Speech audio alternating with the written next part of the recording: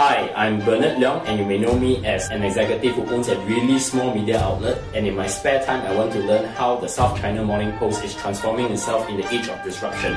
You are listening to Analyse Asia, the podcast dedicated to dissect the pulse of business, technology and media in Asia. And today I have Gary Liu, CEO of South China Morning Post, and he's one of the business leaders who's on my list of CEOs that I really wanted to interview. Welcome, Gary, to the podcast for the very first time. Thank you, Bernard. It's great to be here. And also thank you for hosting me here in Singapore. And I want to start to get to know you better because I've listened to many of your interviews with different podcasts and even media outlets. I wanted to get an understanding, how did you start your career? Oh boy, with a lot of luck. I think that's the right answer. I started my career in technology, in big box US tech with companies like Google, AOL, and Spotify. And then I had a stint running a small media technology startup in New York City that some of your listeners might remember called Dig.com. This is the Kevin Rose Dig, and I was part of the reinvention of Dig. And then I found myself at the South China Morning Post about 2.5 years ago. What's the backstory from how you come to join the South China Morning Post as the CEO?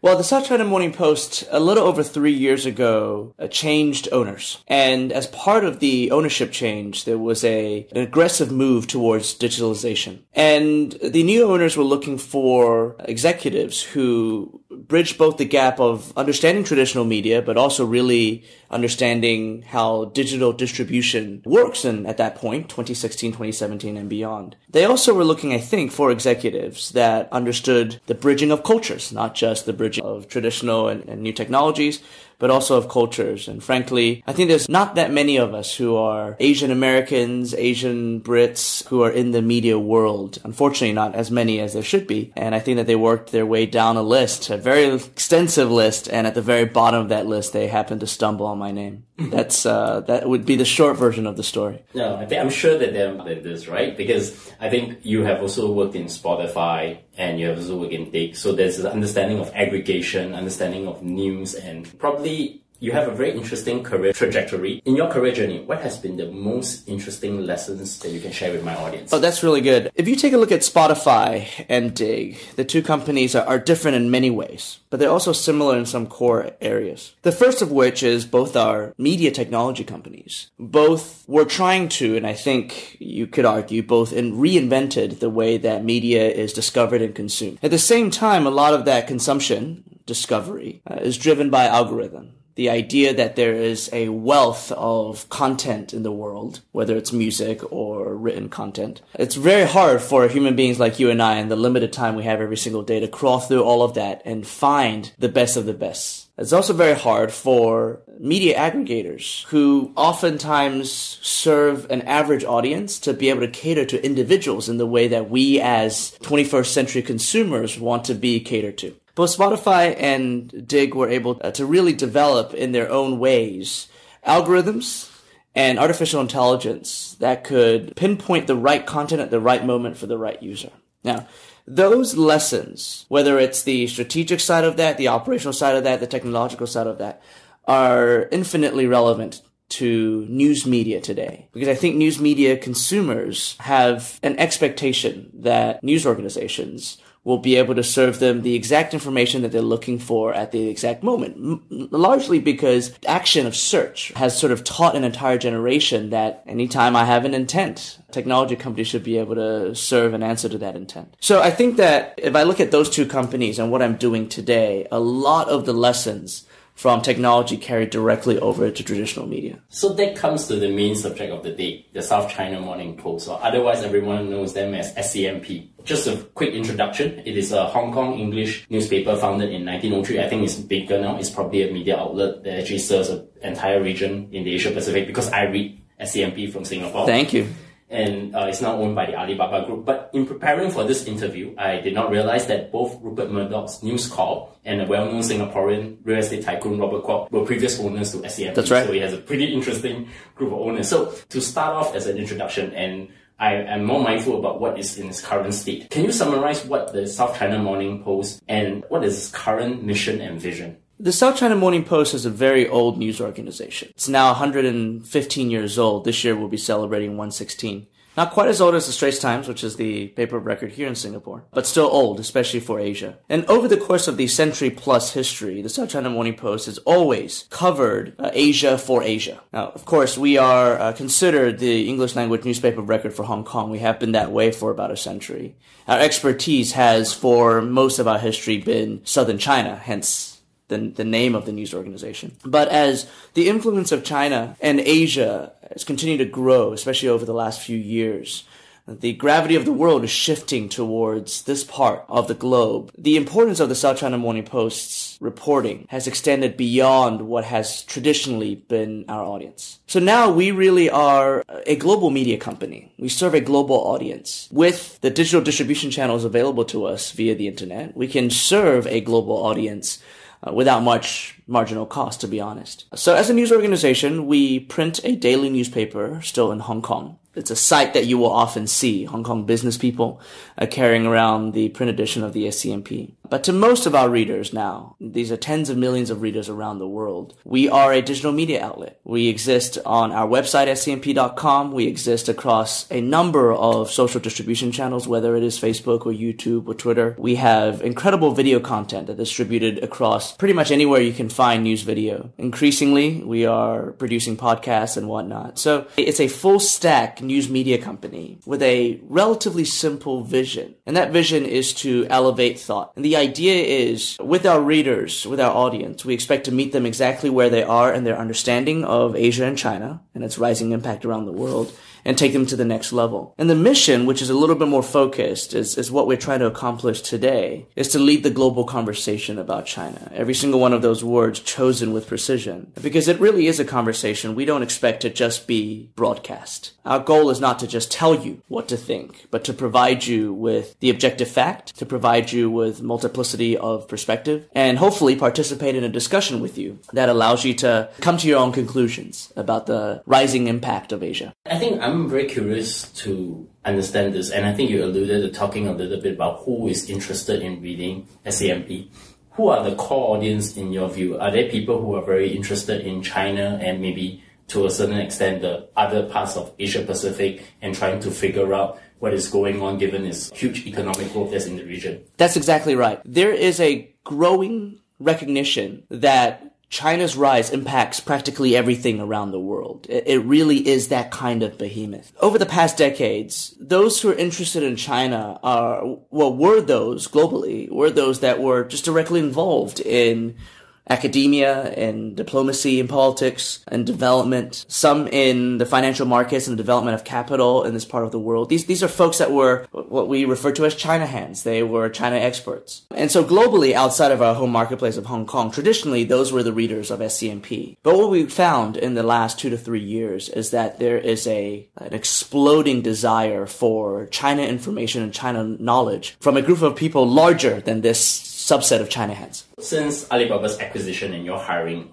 what are the changes you have brought to SCMP? I think the biggest change is that we're able to make significant investments where we haven't before. And the two main areas are in human capital, so people, the newsroom, as well as in product and technology. So we have fundamentally transformed our newsroom by hiring the best of the best around the world, being able to restructure and build our core of journalism so that the South China Morning Post represents more breadth as well as more depth in the China story and Asia story overall. And then, of course, we have also significantly expanded our product and technology expertise. We've gone from a team of about 30 people, which were, frankly, primarily traditional IT, right? Making sure that the phone lines and the desktop computers and the print facility work, to now a team of about 140 people that are split between building front-end technologies that touch the consumer, back-end technology from the data stack to the internal tools to all of the operating tech, and then, of course, also data and analytics, a growing data science team that cares deeply about understanding our user, but also making the product and then therefore the company operation more intelligent. I have been using your app every day to read the news. So I like the app. And I also looked at Abacus News because you have some coverage of tech companies. That's right. The data is pretty interesting to me. What are the interesting innovations and products that are now pioneered from SCMP that is important to take the paper in the digital age? Well, Bernard, I think it's more concepts of how we're thinking about content discovery and content consumption that is going to take us to the next level. So traditionally, a news organization, especially a printed newspaper, for most of the history of this format, has completely owned the entire stack from reporting all the way through to discovery and consumption, right? We've controlled every step of that process. Frankly, we've created one version of the product and assume that it's going to serve everyone. And users didn't have a choice. That it's not the way the world works anymore. Users can choose, readers can choose to find news content in so many different places. They can decide to consume in many, many different formats. They can decide to share across many different channels. And so our job as a news organization is somehow to be able to atomize this old school product of a broadsheet newspaper, deliver it in its unique and individual packaging to the user, but also make sure that we are not negating the value, or the holistic value of news content. I know there are a lot of buzzy words in there, but let me break this down. The concepts that we're working on is that a single news article, which used to be just a printed news article of anywhere from 400 to a long form, couple thousand words, it can be discovered and delivered in many different ways. That same news article can be a digital written article. It can be a short form video. It can be a long form video. It can be a podcast. It can become an infographic. In each of those formats, we have to make sure that the sanctity of news, of what that objective fact is, and the intelligence of the opinion that is associated with those facts, it stays intact. And then we have to find the right delivery channels for each of those different formats to reach our different audiences. That's a hard thing for a news company to do, because unless we leverage technology to take a news article and transform it across the different formats, if we don't have tech that automatically does that, it's just 4 or 5 times the amount of work as it used to be for a news organization. And as companies are under more pressure around the margins, it's harder and harder to invest in 3, 4, 5 times the headcount for a single story. So we do have to use technology to be able to reach that goal. And on top of that, you also need to build the business models that's associated. Oh boy, that's a whole different topic. So discovery and consumption behaviors having changed, we have to think about a unit of news and the distribution of news in a different way. Which is why, and you mentioned Abacus earlier, which is why the South China Morning Post is innovating by also creating sub-brands. Because we also understand that readers today, they want to feel that a news brand is part of their identity. These are the things that they become loyal to, the things that represent who they are.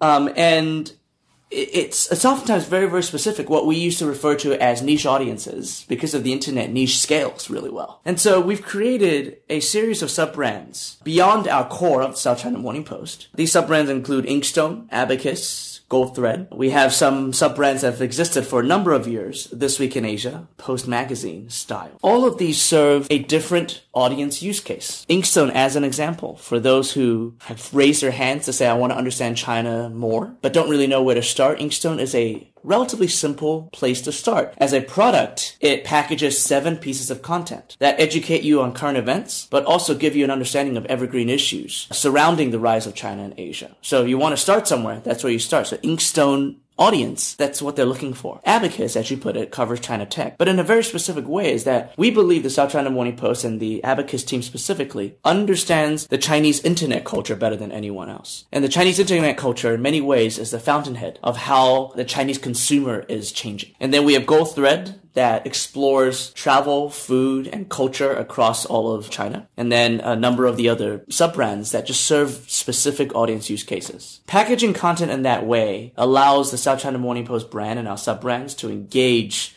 really, really deeply with segments of audience and serve them on a daily basis. I understand that in the media business, editorial control and the business has to go hand in hand. What is more interesting to me is to understand what's your thinking process in making a decision when you have the old, maybe editorial content, and the business suddenly finds itself in conflict. Maybe it's just, sometimes it's unexpectedly. It's not that they were not aligned. How do you think of those situations then? Believe it or not, we actually don't find ourselves in conflict that often. And I think it's because when we create new things at the South China Morning Post, it's done with editorial and business together in the same room. And business, we should be able to break down into a bunch of different functions. What I mean by that, editorial, product, advertising, marketing, and data, all together in the same room to create. So our new products, the new distribution channels we invest in, the new editorial series in many ways that we decide to build, the sub-brands that we have created, all of these things have been built in coordination with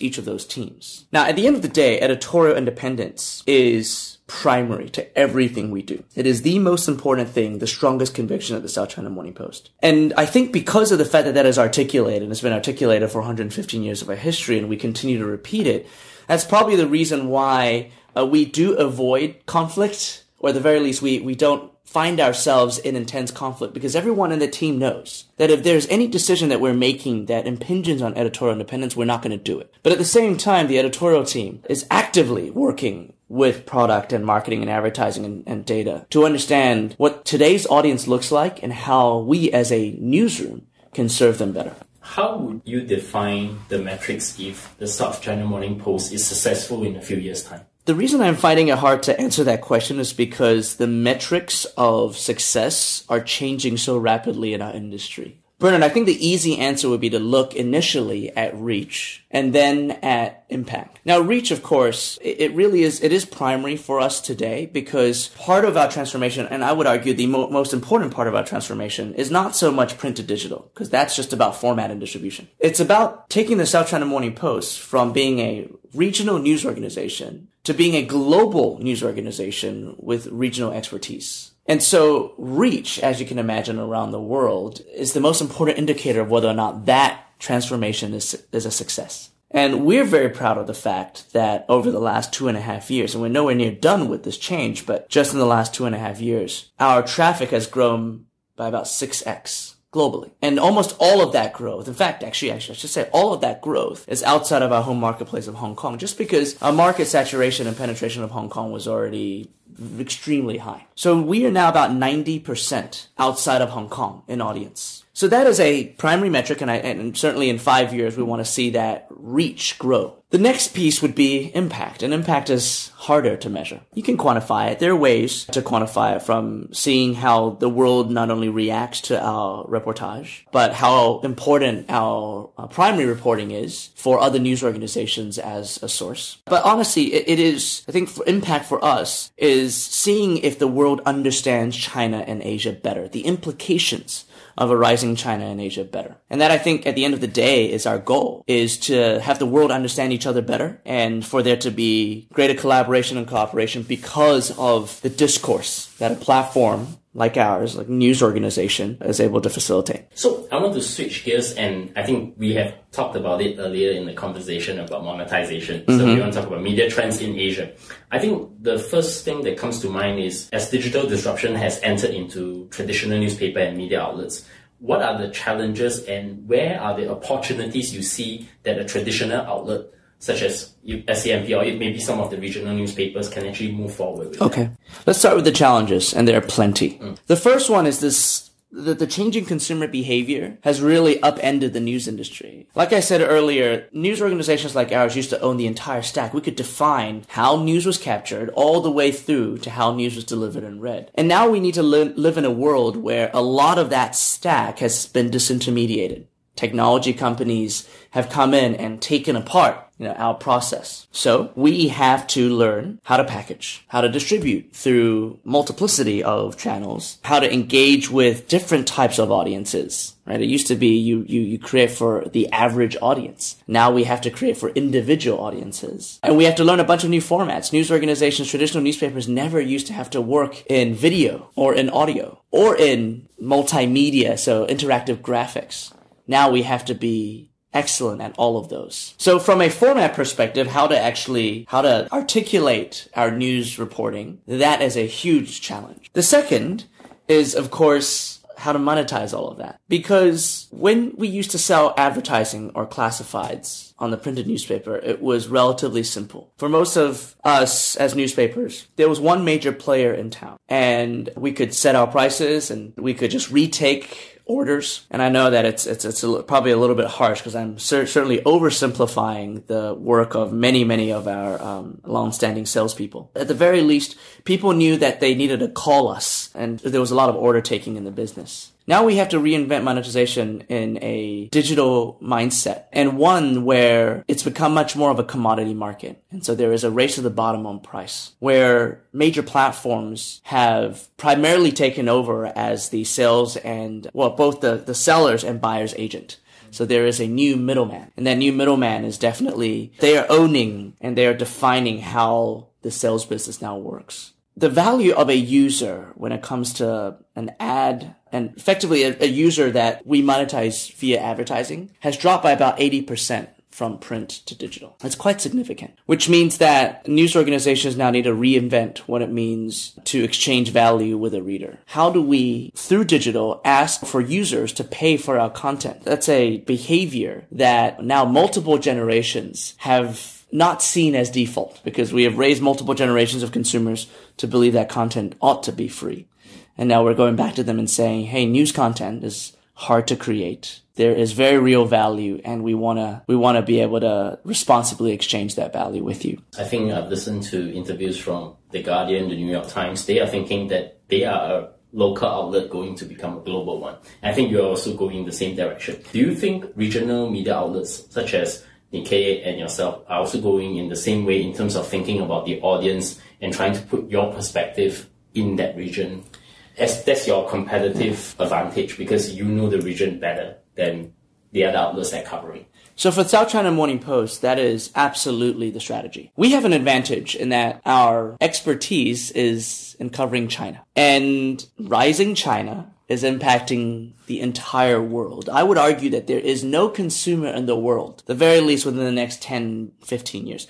There will not be a consumer in the world that is not impacted by everything that China is doing, from policy to internal politics, right? Not every news organization has that advantage. There are many regional news companies that are incredible news outlets who have been serving their local and regional audiences extremely well for a very long time, whose expertise is not relevant to the rest of the world. And so we do think that the survival of the South China Morning Post is dependent on making this switch from regional to global. We also do recognize that because of our expertise, it's a very unique advantage that we can make that change. What are the current interesting business models and innovation in media that keeps you excited in this space? I think we do need to carve that up into business models and innovation. For business models, I am very encouraged to see that more and more users and readers are willing to pay for quality news. What we've seen, of course, is successful subscription campaigns from major news organizations like the New York Times and the Washington Post. There have been incredible membership stories coming out of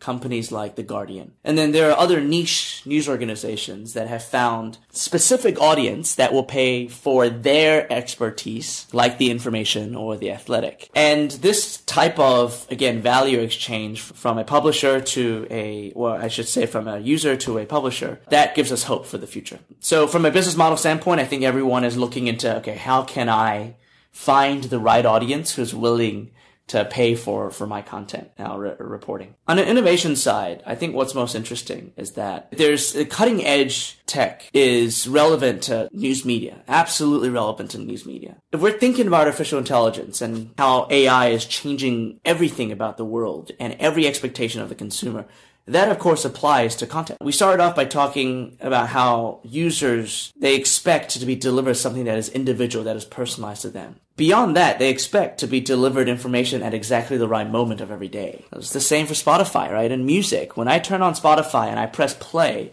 I expect now Spotify to know what mood I'm in, what time of the day it is, what activity I might be doing, and give me the music that will serve that activity. Whether I'm working out or I'm trying to concentrate and do work, or whether I'm getting ready for bed, those are all different use cases. Spotify should give me different music for that. You know, news consumers have that expectation too. That when I read news in the morning, or in the afternoon, or in the evening, when I have asked a specific question of a news company, or the news organization should know what I've already read in the past, the information that I already have. And when I open up the news app again, you should be giving me something new, something incremental, an update of some kind. And AI, we haven't gone there yet. I don't think any news organization does that well. Artificial intelligence is going to be primary for us to be able to serve the user in the way that they expect. So I see traditional news media outlet as an institution of trust because of the high quality journalism. That's why I go there. And I'm very curious to hear your thoughts on this because I think one of the things about digital is about discovery. And I think very little is done in the curation side. And given that you are an institution of trust, do you think that there will be more innovation in the curation side? I hope so, but I also recognize that with the news industry abdicated the responsibility of aggregation a number of years ago. The question is, can we win it back? Are we able to build user experience and quality of discovery that is better than what's available out there? Whether it is Facebook for many countries or Twitter for many users, or even now with products like Google News or Toutiao in mainland China, or Naver in Korea, Line Today in Japan and Taiwan. These are all aggregation products that do a very, very good job of scouring the web and personalizing content for a user. The user experience across all of them is really, really high quality. How do we as individual news organizations claw back the one-on-one relationship that we used to have with users if the user experience of those products are already so darn good? The short answer is, I hope that we will have another shot at this, but I'm also aware that it means building better user experience than what already exists. So I'm very curious to know your thoughts. Where do you think Asia journalism and news goes towards with the rise of China? I think with the US, we have very global outlets like Bloomberg, New York Times. Do you foresee at some point in the next few decades, because of the rise of China, you have the equivalent of those outlets that will actually be driving the narrative? You asked me about the opportunities that exist for us going forward. I only talked about the challenges. This is exactly the opportunity. Is that the gravity of the world is moving towards Asia. This is not just a marketing or PR narrative. It is the truth. Is that with the rise of not just China, but the entire ASEAN bloc, innovation is sprouting out of Asia. A global market economy is developing in Asia at a speed that we've never seen before. There are incredible things going on across the education space in Asia, healthcare. There is a drive for sustainability out of Asia that I think the rest of the world, especially the Western world, can certainly learn from. So I think that over the next decades, there is going to be just a growing interest and focus on news stories, on people stories, on companies and governance in Asia. And as news organizations based here, it's a huge advantage. On top of that, the internet, as I said earlier, has made it so that we can access the world's audience. We no longer have to be limited by where we print a newspaper and where our delivery trucks are, right? With very little marginal cost, our content can be forefront for any user who has interest.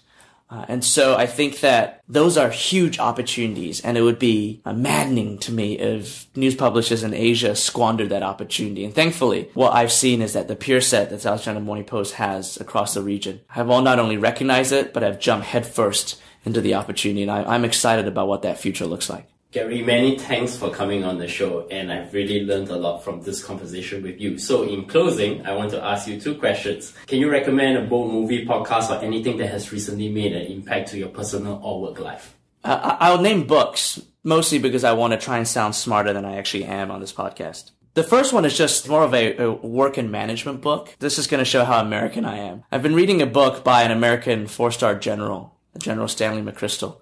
The book is called Team of Teams. And it's about how the general, when he was in command of the Joint Special Operations Command, they were going after Al-Qaeda, and it was a very, very complicated operation. And it's about how the U.S. military, along with a number of other militaries, changed how a traditional military operation works, changed it to a completely new form that provided accountability and authority to a bunch of disparate teams. It's fascinating. I don't agree with everything that is said in the book, but I think it gives a great sense of how to operate within a very complex environment. It's a new way of thinking. And the other book that I've really, really enjoyed, it's a series. I'm only in the second book of a trilogy.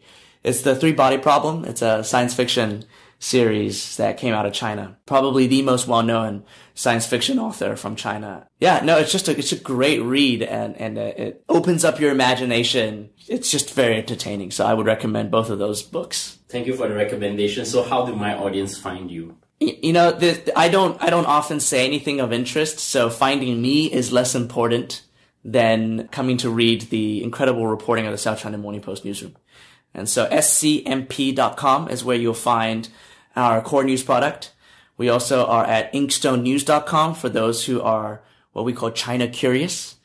You can find our tech coverage at abacusnews.com. And then, of course, if you want to learn more about culture and lifestyle and travel and food in China, you can go to Goldthread 2, the number 2, on any social media distribution site. Probably can go more beyond the app and Abacus, so I will try some of those recommendations you have. They are fun reads. Yeah. Just Google me at Bernard Leong. You can find us on iTunes, Stitcher, SoundCloud, Acast, Himalaya, Luminary, and also Spotify.